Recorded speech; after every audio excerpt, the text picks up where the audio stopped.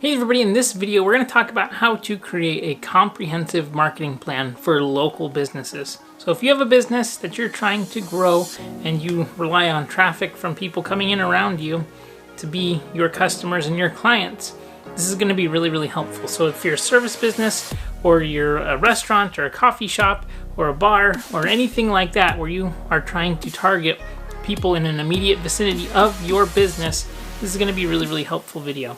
Hey there everybody, my name is Breshears and I create daily digital marketing videos here. So if you're trying to grow your brand or your business with digital marketing, please consider subscribing here. If you enjoy the video, be sure to give it a thumbs up. If you need any additional help, be sure to comment below. Or if you're looking for more help for your local business, you can click on the website down below as well, maverickdigitalmarketing.com. And I help businesses do exactly this, get more clients and customers. And that's what we're going to be talking about today.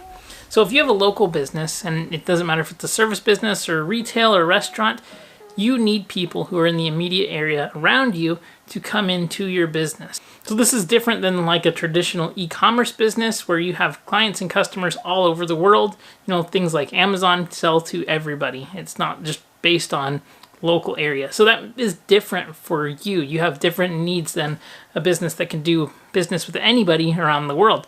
There's pros and cons to that for sure, but it's ultimately you need people who are close by your business so that they can do business with you. So the first thing that you really need to do is you need to identify who is your ideal customer, what are their demographics, what are their psychographics, what is it that makes them tick, what are they worried about, what are their fears, what are their worries, what is the motivation behind coming to your business. Now if you're a restaurant, you could just say, well, they want good food, or if you're a coffee shop, they want good coffee. But there's always alternatives to your brand or your business. If you're in charge of your marketing for your local business, chances are you're not part of a national chain, right? So if you have a sandwich shop, for example, somebody who goes to your sandwich shop is probably very different than somebody who wants to go to Subway. You have to think about what makes your business unique and what are the different points that you can sell. You know, having a local business, being somebody who lives in the area that supports local, there's a lot of people that want to support local businesses. And so finding out who those groups of people are and really getting clear on who your ideal client is, not just everybody, right? If we're going to do advertising to try to attract customers and clients, you don't want just anybody. You want to be paying to get the best potential clients in there.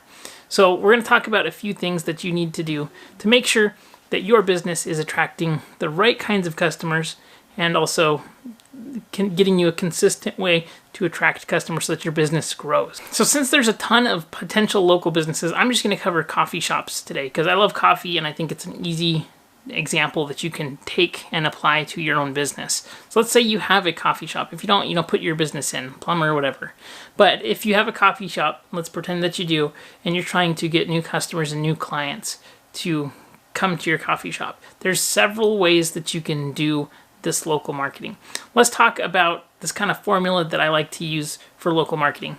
I think that every single local business needs to be doing Google AdWords. They need to be doing Facebook ads, which includes Instagram ads, and then they need to have some kind of a video and content production so that people can really get a feeling for what you're all about, what makes you different, and help you to connect with the business before even getting there.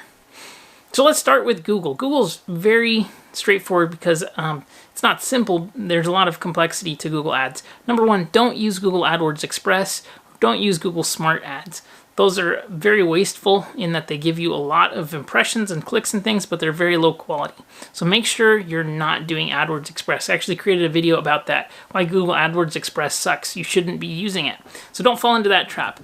That's very important. But what we're trying to do is we're trying to find people that have certain intent in their searches.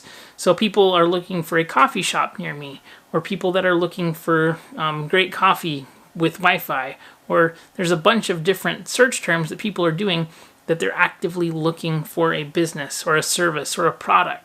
You need to be targeting those bottom of funnel search intents so that you can be converting that traffic into actual customers. So I think that that's very important, number one. So that's just the paid ad side. You also have the Google My Business listing. You can do Google My Business posts. You need to have your map listing set up properly. And all of that needs to be set up and optimized so that if somebody searches for your brand or your business, they're going to be able to find them on Google and Yahoo and other search engines. I talk mostly about Google because their ad platform is fantastic and it's just the most popular ad search network that's out there. So if you want to do Google and Yahoo and Bing and other search engines as well, that makes sense. But specifically for this example, we're talking about Google because it's the powerhouse, obviously. So if you're trying to attract new customers, I think number one, you have to get clear about the customer that you're trying to attract. You have to figure out what's important to them. And then we need to get some kind of an irresistible offer out in front of them. So, for example, if you're a coffee shop, maybe first cup is free, or you could have a loyalty program or a rewards program, something that's going to entice them to come in. I think that if you have a coffee shop, especially if you're a smaller coffee shop, and you have a lot of those kind of coffee shops have like ceramic mugs that are reusable. If you gave people free coffee, if they came in and spent time in your coffee shop, that would let them get to know the place. It would hopefully help have them bring friends and family and spend time in your business. So you could make specials, around that. How do we drive people into your business so that they get used to it, they understand what you're about, they understand what the feeling is, what are the benefits of you over your competitors, and how can we make them spend more time engaged with your business? So I think that if you can somehow build an offer that gets them in the door, that's immediately valuable to them, that they understand, hey, I'm going to get this thing free.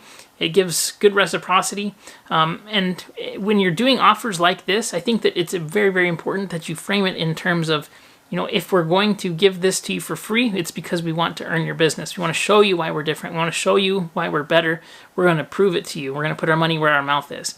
People like rooting for the underdogs. It's in almost every single movie, right? It's not about the rich person who gets richer and richer and goes after the poor people, right? It's about the poor guy who's going up against the rich guy, and there's always that battle and that conflict there.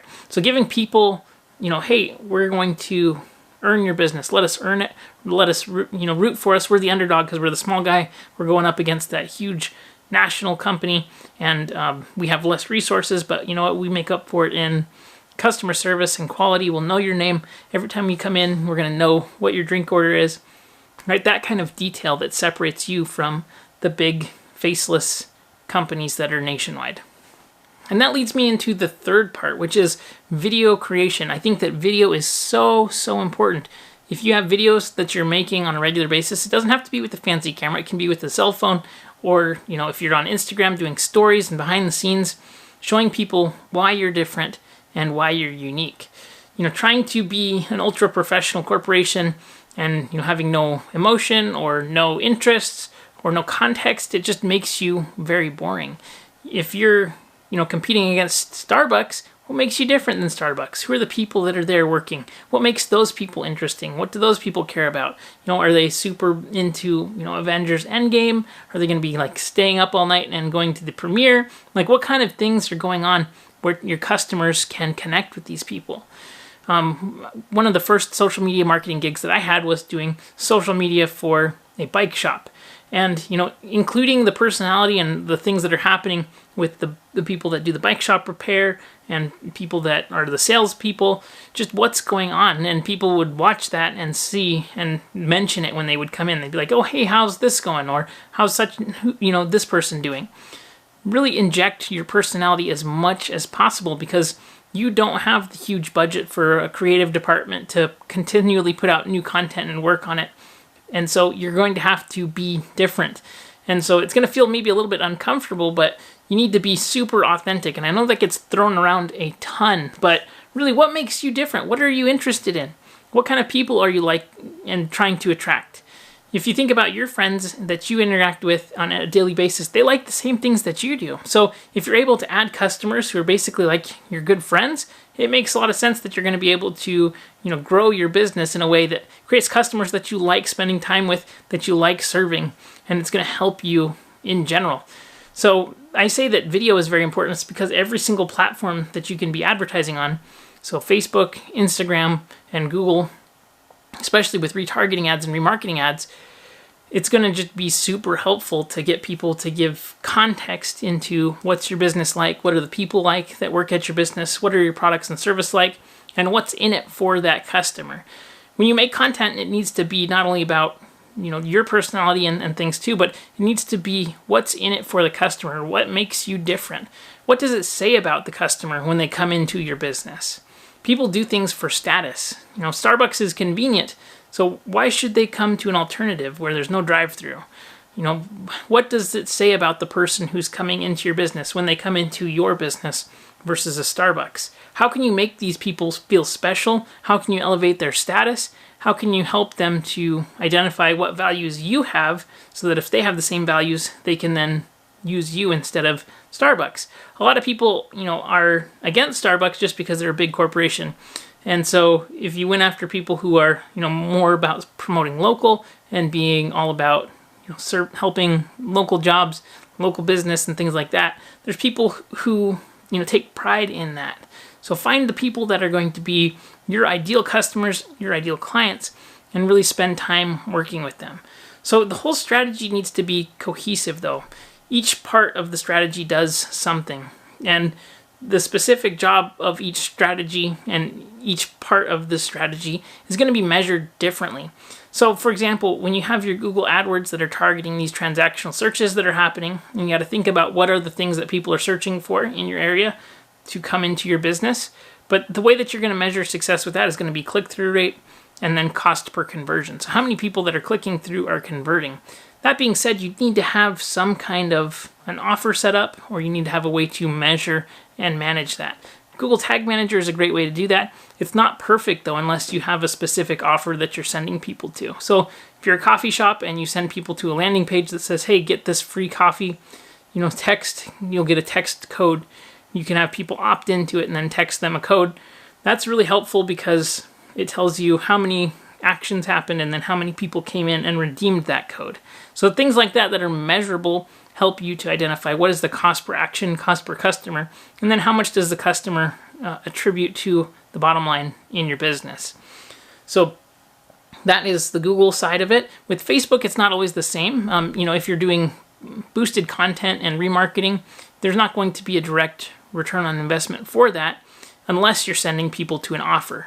So I hear people say, hey, Facebook doesn't work, Instagram doesn't work. It's just because you're not sending people to a specific offer. So if you want a measurable ROI offer, you have to send them to something that's going to make money. You can't just post a picture out there, get tons of likes, and say, oh, it doesn't work. It did work, but it was generating awareness. It wasn't generating conversion. So make sure you understand what the marketing funnel is. I created a video here about the 3 steps of the marketing funnel. You can check it out. But make sure that if you want to measure ROI, you have an offer that will generate ROI. That's very, very, very important. But Facebook is great in terms of sending just a specific geographic radius of people who are in the area to your business. So the ads and things that you do there, you just have to really create an offer that's going to compel people to go into your business. People are on Facebook and Instagram not because they're looking for a coffee shop. They're looking for content. And so you have to create an irresistible offer that will drive people into the business, but it has to be like an opportunity marketing situation where they're like, hey, this looks like a great opportunity. I'll try it out and see how it goes. So it's different strategies, right? We have intent on Google. We have people hanging out on Facebook. So make sure that you're addressing each one of these markets differently because people are in those different areas for different reasons. And I guess kind of the last tip that I have for you is when you're creating content, and especially if you're doing video content, make sure that you're reposting it across platforms. Make sure that it is natively sized properly to go into these different platforms. And if you are time-strapped for creating content and things, just using your phone and actually creating the content natively in the different apps, so in the Business Manager apps or in Instagram or in YouTube, if you just are creating the video directly on your phone, it really helps to cut down on production time, production costs. It doesn't have to be 100% perfectly polished. You're not that huge corporation with the large marketing budget, so don't feel like you have to be. Make it as good as you can, but more content is better in general. People like consistency. They like engaging with people and brands who are consistent. So make sure you're consistent. Don't post once a month and then never post again or something. Do a weekly schedule at least. Daily is even better, and just as much as you can. And then engage with people like you're a human, because it is all too often I see small businesses trying to make themselves look bigger, and in turn they kind of lose that humanity that makes them so appealing to so many other businesses. So I hope this was helpful for you. If you have any questions or comments, need help with anything, please comment below. Happy to help. And if you enjoyed the video, be sure to subscribe, hit that like button, and I'll see you on the next one. Have a great day.